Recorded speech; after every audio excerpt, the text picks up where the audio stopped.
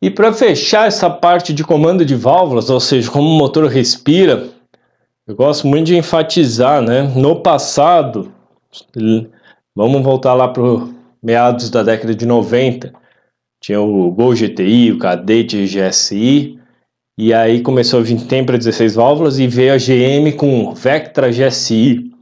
Então, enquanto o GTI lá dava 112 cavalos, do 2.0, veio o Vectra com 150. E aí você fala, nossa, na época todo aquele estardalhaço, as revistas testando 0 a 100, velocidade máxima, maravilhoso, muito melhor que o GTI.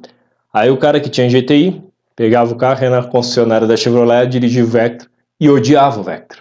Por quê? Porque ou era um ou era o outro. Então ele tinha 150 cavalos, mas o torque vinha lá em alta rotação. Na saída de lombada, saída de farol, etc., o carro era xoxo. Só tinha vantagem em estrada. Quando aí a rotação é alta, aí vem potência. Mas no dia a dia, naquele peguinha, digamos assim, de quadra a quadra, né, dos 200 metros, 400 metros, o GTI levava, andava na frente.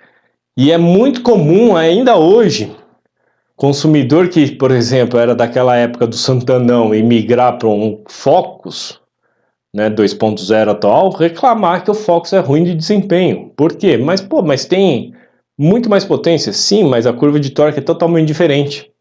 Então tome cuidado, não só potência é necessária, né? A gente vai falar no final do curso aí um pouquinho de sensação de performance e como ajustar isso daí.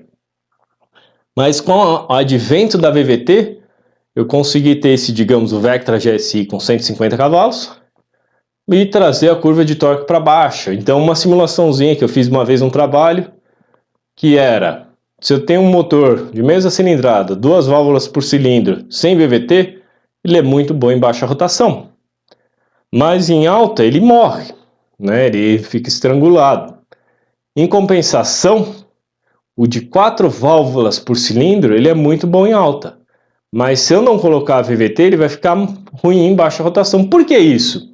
Na verdade, se eu tenho válvulas muito grandes, em baixa rotação, como eu não tenho muita resistência, o ar entra e sai. Então, se eu tenho 2 válvulas de admissão, 2 de escape, o ar entra e sai muito fácil de dentro do motor. Coisa que quando eu tenho só 2 válvulas, não. Aí, em alta rotação, já dá o efeito oposto. 2 válvulas pequenas, o ar vai ter muita perda de energia, muito espaço ali para tentar vencer, muita barreira ali no caminho para tentar encher o cilindro. Coisa que com 2 válvulas eu aumento a área e, consequentemente, aumento o fluxo para dentro do motor em alta rotação.